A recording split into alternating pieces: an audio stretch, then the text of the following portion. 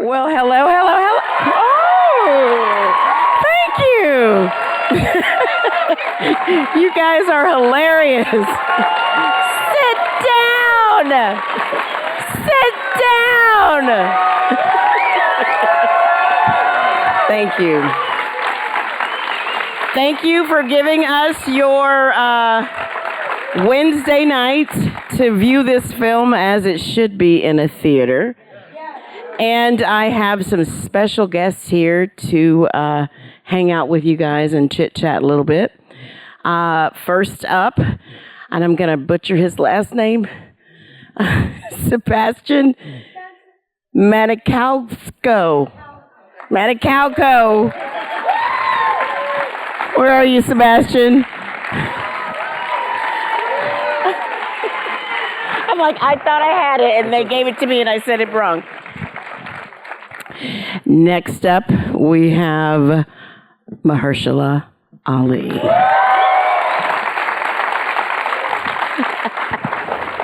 Thank you, baby. Yes, yes. Our next treat for you tonight, Mr. Viggo Mortensen.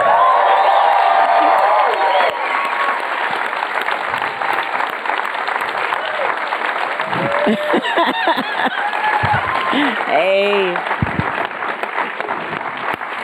And last but certainly not least, director Peter Farrelly. Yeah. Hello. I got it.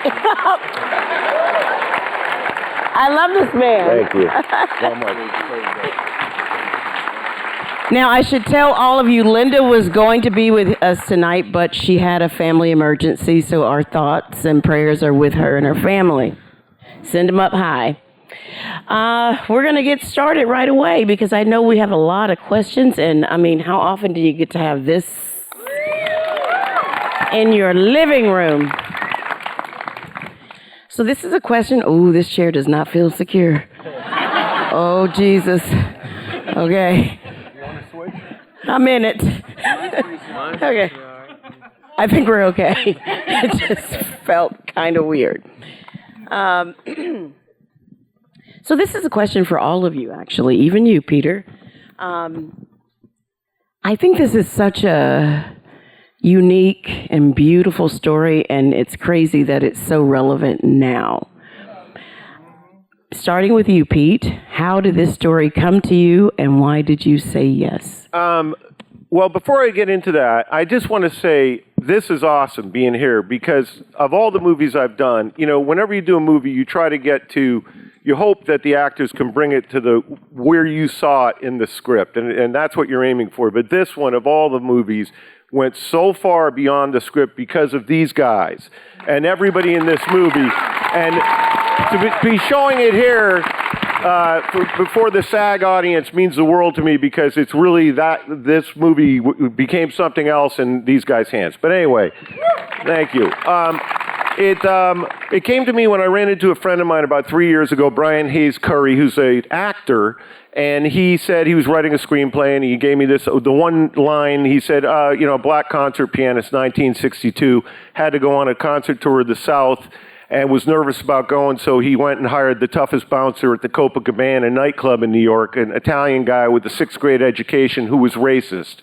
And somehow, after 2 months in the car, they ended up becoming lifelong friends. I was like, are you fucking kidding me? That's such a home run. He said, is it? I said, it's a huge home run. And I kept thinking about it, and a month or two later, I called him and said, Brian, how's that thing coming that you told me about? He goes, what? I said, the screenplay. Which one? I said, the bouncer and the concert pianist. He said, well, we haven't done anything. We haven't started it. I said, can I please write it with you? I just think it's so good. And the following Monday, we started.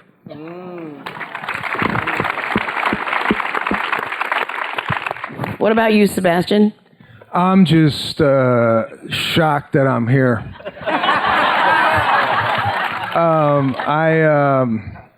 I read the script. I auditioned for Pete. I'm a comedian. I'm a stand-up comedian. So I am I am so new to acting, and the fact that this guy took a shot on me, I'm just so grateful, and to be up here with such talented people, I'm very humbled.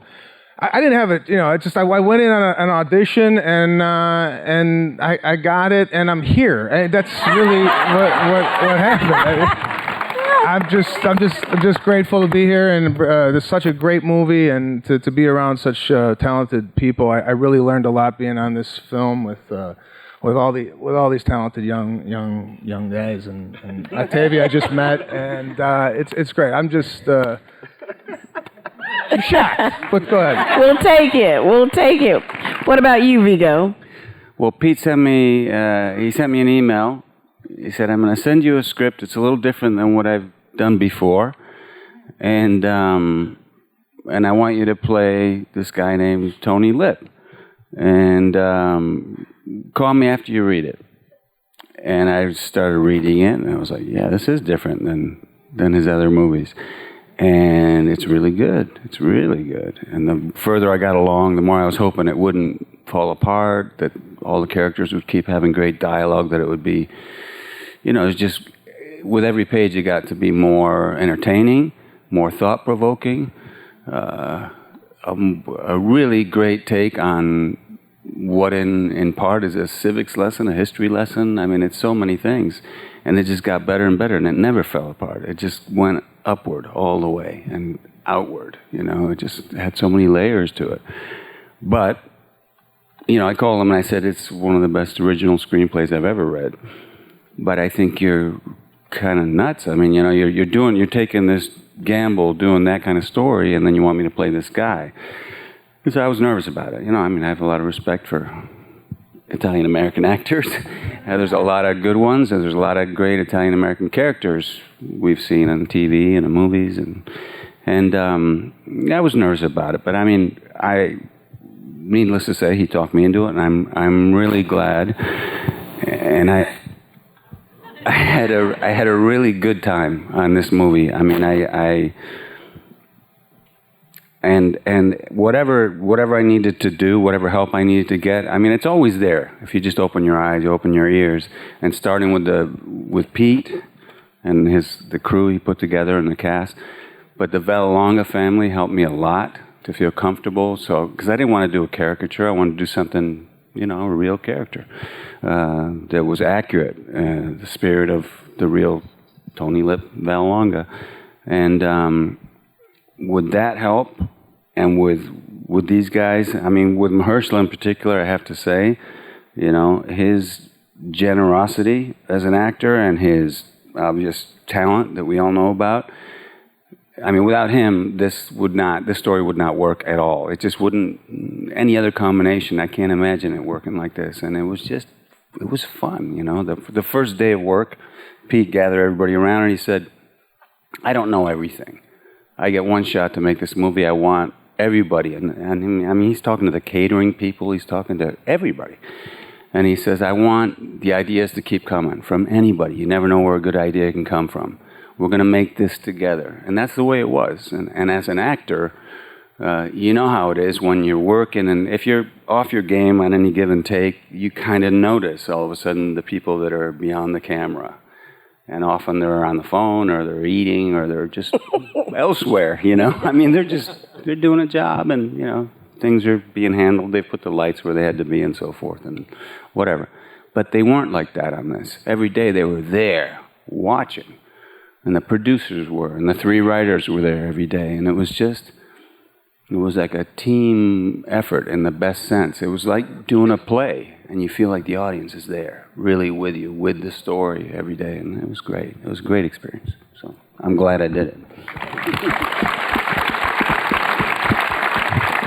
Mahershala? Thank you for coming out. We really appreciate you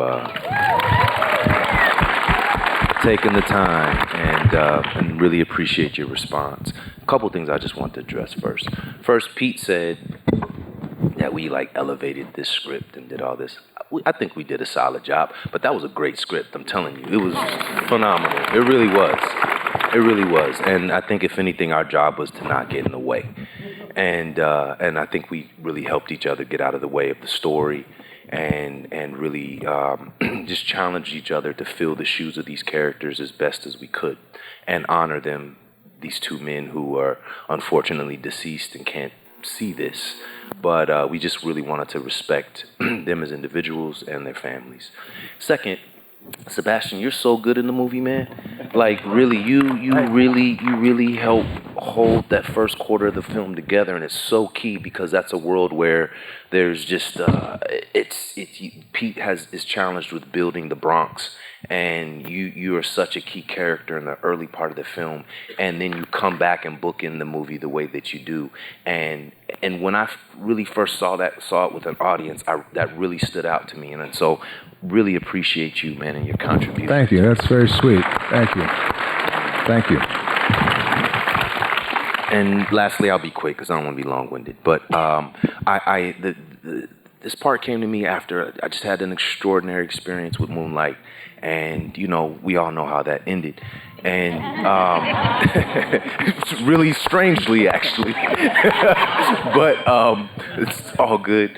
But I was just looking for something that just spoke to me, like something that felt unique, because you're gonna get those $100 million budget, and you're like, oh, I can get a payday too. But that's not my relationship with the work. It's never been that, and it's always been like, how's this character speaking to me? How does this story speak to me? So those things, which I'm really grateful to have come my way, those things weren't really speaking to me. And then when we had this, somebody who was gonna chalk up the money out of his pocket and pay for a whole. Who is that? Ted Virtue. Yeah, we had a believer, and that's how we started moving with it. And then, participant ended up getting involved. Jumped in. Yeah, ended up taking over. So it turned into something else. But initially, for me, it was the opportunity to work with Pete, who for me was, and I mean this in the most positive sense, was a first-time filmmaker with 25 years of experience, because as he pitched it to me, like, I'm doing my first drama. And so here it is, you have someone who has all this world of experience, but is doing something that they've never done before.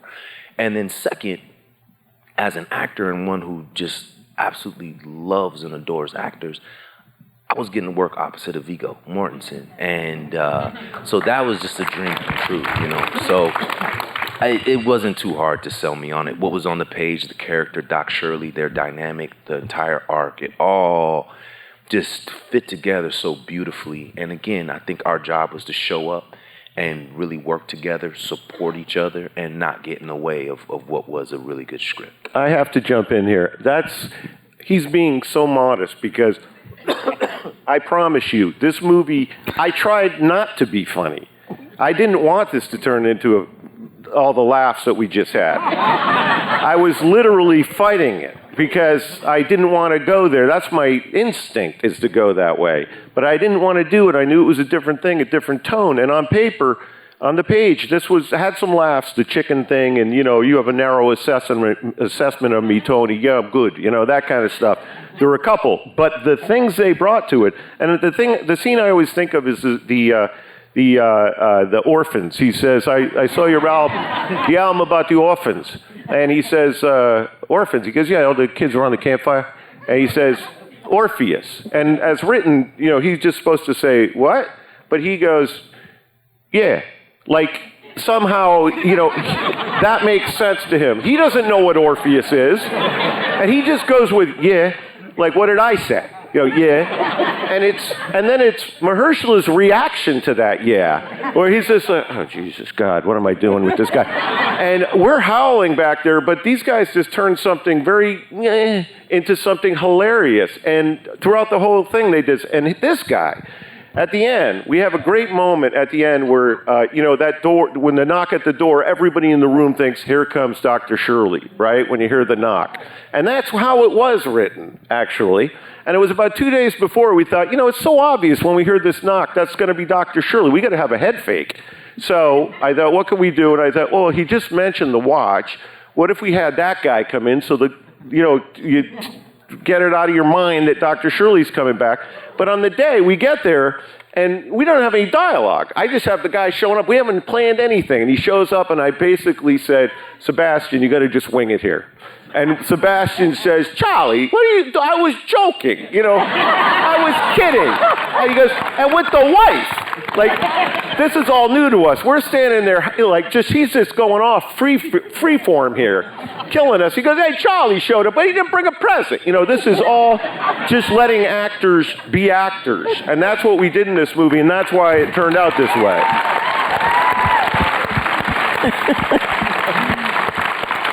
I have some questions from some of you, and I thought I would just start peppering them in. This is from Scotty to Sebastian. And guys, I must warn you, I've reached an age where my eyes aren't that great. Big fan of your stand-up. What's your dream role to play? I mean, I never got into this business to do acting. It was always stand-up comedy, and the movie thing is totally new to me. So, I'm not sitting here choosing my roles. So, I didn't get this script emailed to me. But I have no dreams of a perfect role. I just really enjoy doing this because it's very new to me, and every time I go on these sets, I'm just really learning from all these great actors. So my bread and butter is stand-up comedy, but if these opportunities come my way, I'm definitely going to take advantage of them. And so there is no real dream role. This is it. This is fantastic. Indeed it is. One of the things that I, as an actor, I've found recently that I always learn something after playing a character. What did you learn? Well, something I learned was actually from working off of Viggo. And I took it with me on my next job, which was, so I get on a lot of people's nerves, like my wife or like some of my representatives, because I'm like annoyingly meticulous about things. And I try to like hold that back a little bit because I know it gets on people's nerves. But Viggo is worse. Swear to God. Ask Pete. So I think if anything, Viggo gave me permission to go further. So on my next job, and what I found is what I love about acting. They're gonna hate you, man. You were among friends on ours, man. I don't know what's gonna happen to you. No, in all seriousness, what I mean by that is, I'll give you an example. So we show up on it's a couple of days before we start shooting, and like we're both fortunate. I'm happy to find out that he was nervous too. So, but we go to this place that Pete had in New Orleans. And we go in there, and this is like me and Viggo really kind of like hanging out and going over the script for the first time, even though I met him like a year earlier. And Viggo comes in, he's like, "Yeah, Pete, man, let you see some of these. I found some crucifixes." He starts breaking out like all these different options for like different kind of crucifixes that could be in the movie. It's not his job. Not his job. We got a props department. So then he starts breaking out different jade rocks. He's like, "Pete, I found a perfect jade rock. Got the perfect jade rock." And I was like, wow, he's really like specific. And that was kind of the journey. But for him, you always have to respect the psychology of an actor and how things are gonna, how something relates to them, and understand that you don't understand that. Like, you don't know it. And respect people's space to relate to objects and space and other people and time, however, whatever their process is. And so what I took from that is the things that I tried to cover or protect so I don't infringe on anyone else's space. Like, some of that is you got a little bit more space than that. You have a little bit more space, and you should have as much ownership over your work without offending other people, of course. But it's okay to I think acting in this work is the perfect place for somebody with a meticulous, somewhat obsessive compulsive nature to have a place for those things to play. And that I took with me onto my next job. What about you, Viggo? I'm afraid to talk now. I have to say, Pete's really smart about working with actors. He said, all those crucifixes are nice. All those stones are beautiful. Let's open up the script. And, we'll talk. And we did use the stone, though, that you brought that day. I know. That was the stone in the movie. I think one of the crucifixes is over the bed. I let him pick it. Just go ahead, pick it. Whichever one you like. Great. You like that one? That's the one. I saw you looking at Mahershala. It's a rock. Okay. No, it's something that you can never stop learning, which is to trust other people. It's one thing to do your work, and I think you should. You got to do everything. I like that process of gathering information. It could be anything. There's no limit to it.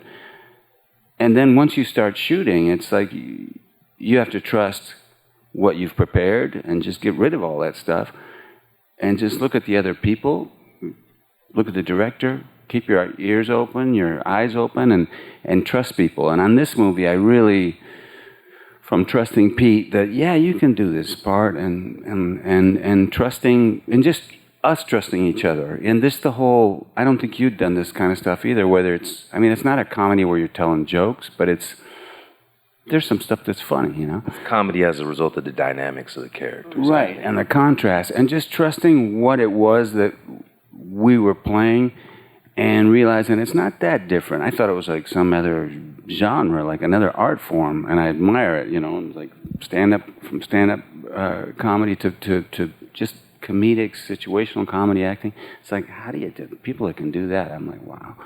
But it's really about the same thing that other kinds of acting is. It's just listening, foundation of good acting is always reacting, and it's timing, rhythm. It's like the music of it, and it's like we could feel it, and Pete was guiding us really well with all the scenes, with the family stuff, with our stuff in the car. Two guys in a car for a long time, that could be deadly if you don't get that rhythm right, you get that music right. And it was just like, yeah, you could just feel if you waited a little too long, it wasn't quite as funny. And if you went too quick, it wasn't, you kind of killed it. And just count on the other guy. It's not all up to you at all. On the contrary, it's like you're expecting the other person. You're hoping. You're enjoying it. And it was just learning to trust many things in a way that I hadn't, maybe I hadn't done as much before. I was more aware. It's like, I better just take on my stuff. I'll do my best to help them do their thing. And we'll see what happens. And on this one, everybody was working in that way, so it was relatively easy to do it. It was a relief, and it was a pleasure to trust the people I was working with. I loved it. Wonderful. Pete, did you learn anything in this new genre? I learned so much making this movie. It was, I learned a lot about really letting people do what they do. And I had no question that, both these guys could do it. I feel like there's no movie this year that has two better actors in it. There just isn't. And I knew when I had them that, to let them go. So it was just a pleasure to, they were completely complementary performances. And I didn't tell them how to do it. I didn't say, hey, I want you to be this way and you to be that way. I let them find their characters. They read the script. They thought about it. They talked to the family. They did what they could do. And then they became these people. And there were two different performances. He was very outwardly Viggo. He was all like, just movement and everything and trying stuff. And that's not the way Viggo is. That's not to say, but he became this bigger-than-life guy because that's who Tony Lip was, with the eating and the drinking and the smoking and the nonstop. And Mahershala did the exact opposite. It was an inner performance. And it was so nuanced and so tiny. and yet they complemented each other perfectly. And I didn't tell them how to do that. I'd tweak here and there, but they found those characters. I guess what I found here is and because it was my first drama, I let people do more what I would normally push people more in certain directions that I want them to go. And I didn't in this one. I didn't have to. And so. And it's beautiful on screen. I have to know, Viggo, when you were getting ready for Tony, you had to put on some weight. What was your go-to meal? Well, it was Italian food, really. It was pasta. It was a lot of pizza, a lot of pasta, but it was mainly just never saying no to a second or a third helping.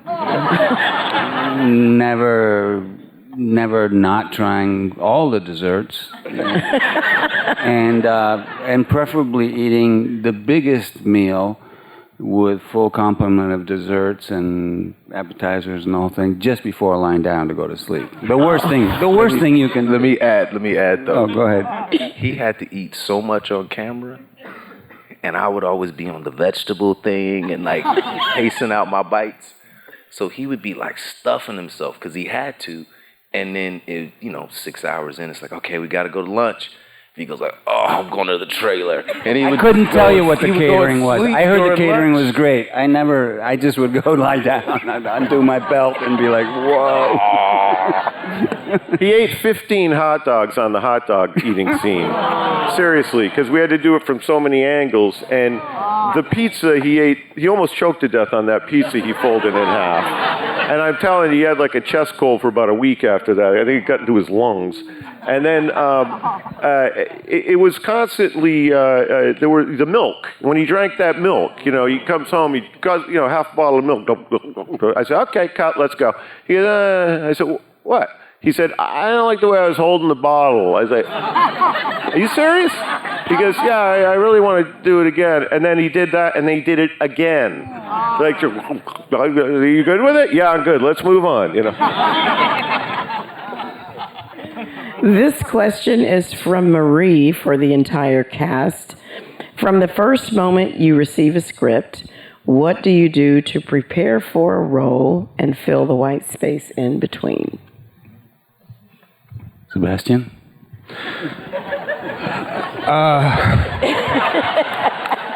Well, I go get my crucifix, and no, what I do, I read the script, and I have an acting coach, and we go and we work on the script together. I don't really have a lot of people that I could work with. I don't have like a lot of actor friends, so I work with a coach, and we kind of get it down, and that's kind of my process. Like Viggo was saying, that you prepare, and then when you get to the set, as long as you've prepared, hopefully you could adjust. And when I got to the set the first day, I was scared out of my mind. I mean, I'm glad to know that people were nervous because I was shitting. And when he came out, I was frightened. I was just frightened. Everything was. I was operating out of complete. Just say hi, and he goes, "What do you want?" Complete fear at all times. What I do? But that's kind of how I operate. But yeah, that's. I'm new to this, guys. So that's my process for now. Well, in a similar fashion, first thing I do is I am processing my anxiety around the script. So when you read a script, at least for me, I can hear the character. When I can hear the character in some way, I know that that's a good sign. And then so how I know it's right for me is usually I get to a few points in the script that scare me. Like, can I do that? Or, what's that going to require? Or how do we pull that off? Or like, oh man, I've never gone there before. And so then there becomes this process of arming myself or just finding ways to chip at that anxiety throughout the process and use the really positive moments, the moments of discovery to like water the flowers opposed to water the weeds. So I begin to like try to find ways to water the flowers, and so that your confidence and connection with the character deepens and grows throughout the process, and then that anxiety begins to dissipate, or just becomes something that is a healthy thing that it's in my periphery that I'm aware of, so that it keeps me honest throughout the process, you know. And I don't know if that answers the question, but that's kind of how I like manage. Good. Viggo. Well, whether a character is really existed, like like our characters, or whether it's just something made up or a complete fantasy, you know. I always ask myself, it's a basic question, but it has endless amounts of answers to it, which is what happened before page 1, you know. Where was he born? Where was the person born? What was that environment like? How did they grow up? You know, et cetera, et cetera. And from there, you can just go and go and go. When you have a character, in my case, I went right to the Vallelonga family. I went to Nick Vallelonga, who brought this story to Brian and to Pete, he'd been trying to make this story for what, like 25 years. 25 years. And he also kept his promise. I think he said it to you right off the bat. He said, you know, I have lots of recordings, fortunately, with my father talking about many things, including a lot of it, talking about this trip and the friendship with Doc Shirley. And he also talked to Don Shirley, and who said, yeah, it's true, what Tony said there, and I can add a few other things and so forth. And he said, I just ask you one favor, please don't make the movie until I'm gone. You know, he was obviously a very private person, and you know that's the way he wanted it, and you guys respected that obviously, and that was great. But in this case, there was a wealth of information, and being busy, I guess, especially being busy in the right way, like flowers instead of weeds, you know, in that gathering, keeps the fear at bay. Because if you just sit there and go, how am I going to do it? Why did I say yes? Oh my God. You know, right? It's like every time, you know, you just go, I really want to, even when you really want it. And then they go, you can have it. And you go, are you sure?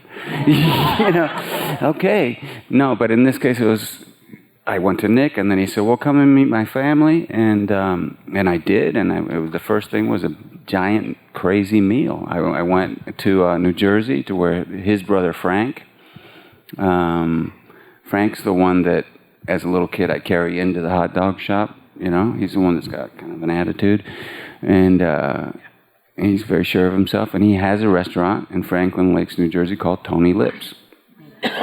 And the recipes, a lot of stuff is Dolores' recipes. You know, and the first thing they do, and I walk in there, and it's Nick and Frank and their Uncle Rudy, who's Tony's brother.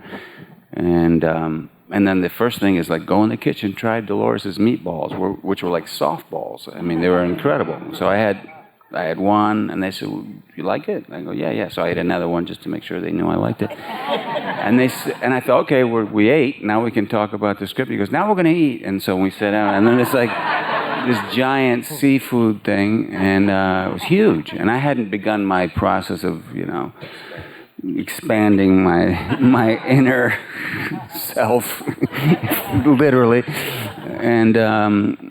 And so I ate all this food, but it was hard to get through because it was a lot. It was delicious. And they're watching, they're talking, and fortunately we're talking in between bites, you know, and they're telling me stuff, and they're showing me pictures, and this is great. This is exactly where I need to go. But the food thing rapidly became a problem. They brought a second thing. It was tremendous. It was even taller and bigger and wider. Incredible. And I really limped to the finish on that one. And they're like, you like it? You really like it? You like it? Yeah, he likes it. Look at him. He's eating it. And so then they brought a third plate. And I really couldn't eat it. I just couldn't eat it. I got like halfway through.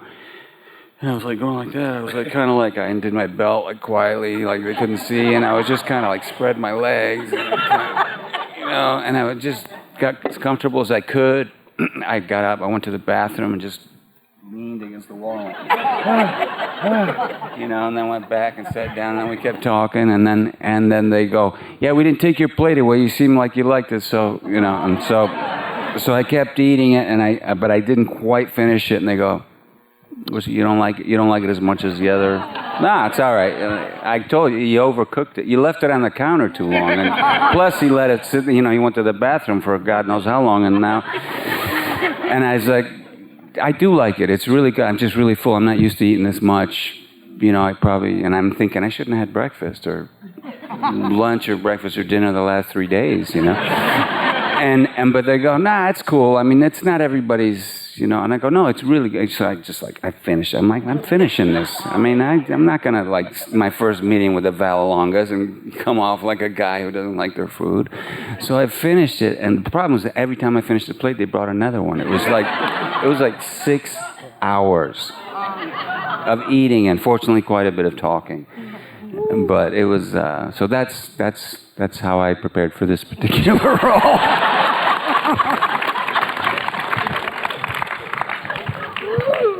Oh my. Pete, you are not Italian. No, but I grew up in Rhode Island, which is an Italian state.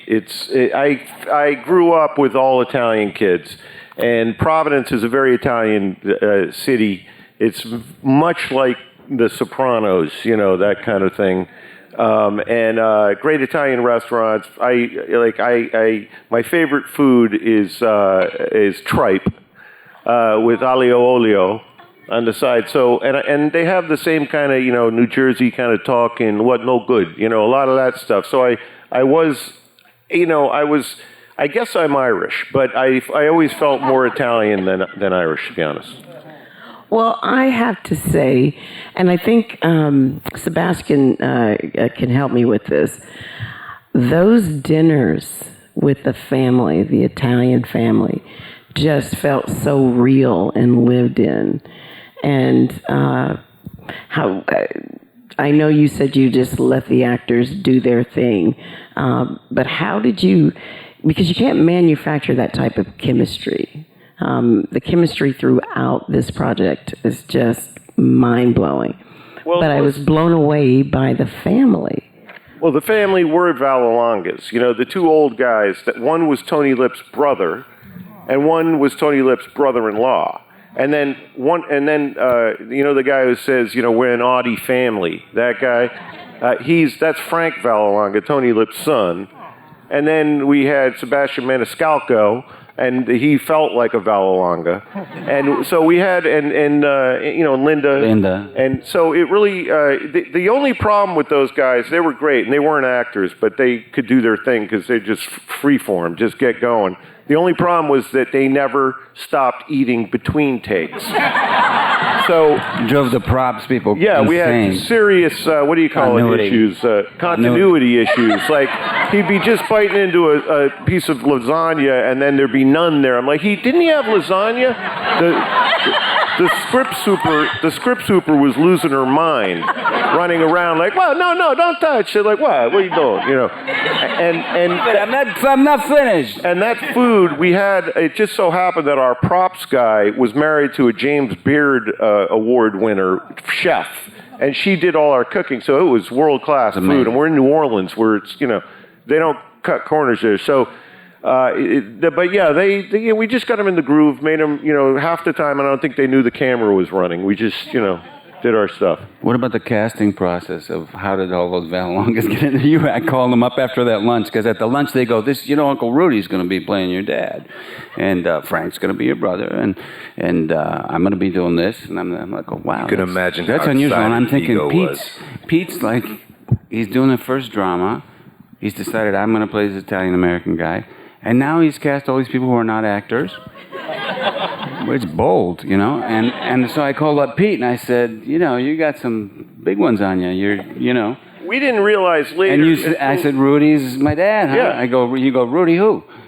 Nick tricked us. Nick, who I wrote it with, told him that those guys were all in the movie, and he got to like them. And he called me and said, I think they'd be good in the movie. You thought Good that call. I wanted them. I thought he wanted them, and we ended up hiring them. And of course, Nick's like, don't worry about it. They're going to be good. They'll do their thing. Believe me, I could get them there. And it wasn't until about 2 weeks ago that I was like, you're the one who hired him. He said, no, you hired him. I said, no, I didn't. I only hired them because you said they were in it. Oh, that's hilarious. Okay. This question is from Micah Howard for Mahershala. How extensive and exhaustive is your preparation for a period piece, especially compared to a modern film? It's probably easier. I think it's harder. I think the contemporary pieces are a little bit more difficult because you don't have perspective on the time because you're so immersed in the time. But I think when you look back in periods, when you can, I love to watch documentary film. I think that's the best place to watch work because as soon as someone's being pictured or whatnot or filmed, there's still you can watch any documentary with talking heads and there's a consciousness there of being filmed. And so I always love watching documentaries. But if you go back and you watch anything I remember watching this great Coltrane documentary, Chasing Train, during the time we were shooting this, and just getting a sense of how they were dressed and how they moved and talked and haircuts and styles. And I think that it's a little bit easier because it's further away from you, so you kind of there's a greater separation between yourself and character. And I always try to find character in anything I do, but I think the immersing yourself in pictures and music of the time is a big help for me, and just kind of being like I was aware of I hadn't heard of the Lavender Scare, and so wasn't really aware that the gay community was targeted in that way. Like, of course you can imagine that, but I just like McCarthyism and things of that era, things of that time. There's I kind of got to do a little bit of homework on that to give context to why Don Shirley was the way he was. And so I just think you can sort of arm yourself with things of the period that allow you to throw that homework away and just hope you've metabolized it in some way, shape, or form. That's beautiful. I just want to make sure we have time for one more question. Okay. And I have it right here. It's for Viggo from David. And you sort of touched on this with the question before. He wrote, I am always blown away and inspired by how varied and specific your characters are. Could you talk about your approach to building characters, the voice, mannerisms, physicality, etc.?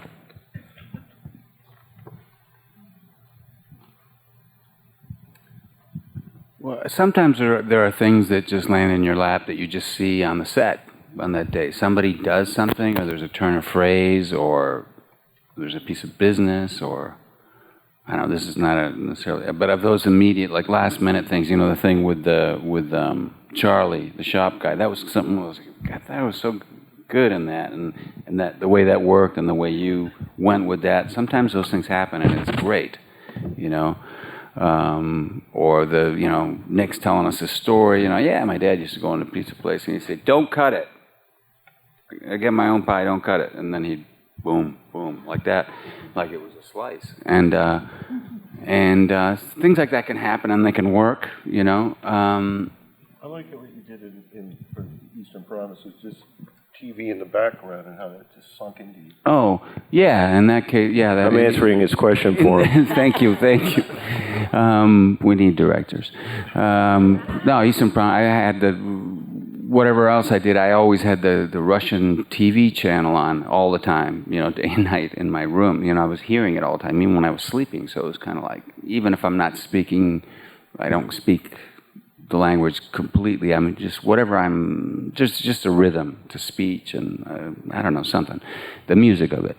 But I think that these last minute things that can happen, that can come to your help, these accidents that sometimes happen that you take advantage of, you can only fully take advantage of them if you've done all the stuff before. You really work, and like I said, what happened before page one, and it's an encyclopedia. If you whatever time you have, you keep filling it with more, gathering more and more stuff. And then you sort of leave it to one side, and it's there in the back of your head. And it's just it's a way to feel comfortable too, I think. And then when somebody comes up with something, it could be mispronouncing a word, it could be just a hesitation, it could be just a bird flies by, something, and you're not so like trying to remember your lines or like, who am I? You know who you are, and so you react to the bird. Hey, look, a bird, like whatever. You do that because because you've like you say, you've There's some stuff that didn't make the movie, unfortunately. What are you thinking of in particular? Sheepdog. Oh, farm dog. Farm dog. He hasn't been out in the country, and there was something. He jumped. He was like reading his book. I was always trying to get him to crack him up or something. It was like impossible because he was like stoic, you know. And he was reading like this. I don't know what you're reading, like a serious novel. Yeah, like this thick. I'm like, look, wow. And I'm like I'm thinking of stuff to do, but it's nothing's phasing. I'm like, I go, oh, a deer! And he's like, Jesus. He's like, the book goes flying, and I go, oh, maybe it was a farm dog. I don't, you know, like, because he doesn't know what a deer, a farm dog, what is a farm dog, you know? After the take, he goes, what is a farm dog? I go, I don't know. It's just, no, but that's a good thing that didn't make it into the movie. Yeah, it was pretty funny. But he went on to compliment the behind of the deer.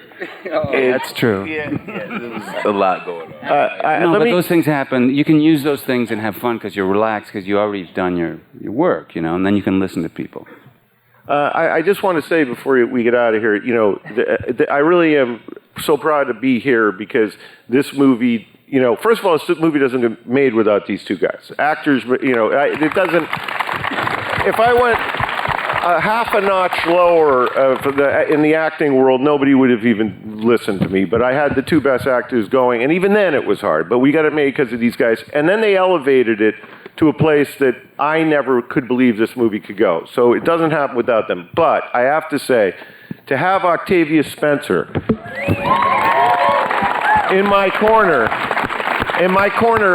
and to get her approval during the making of this movie was so important to me personally as a filmmaker, and I honestly had so many questions and doubts throughout and before, and just knowing that she was in the corner just made it possible for this to happen, and she's hugely important in the making of this movie. Oh, thank you, Pete. Thank you. Thank you all so much for being here tonight. Thanks, Octavia.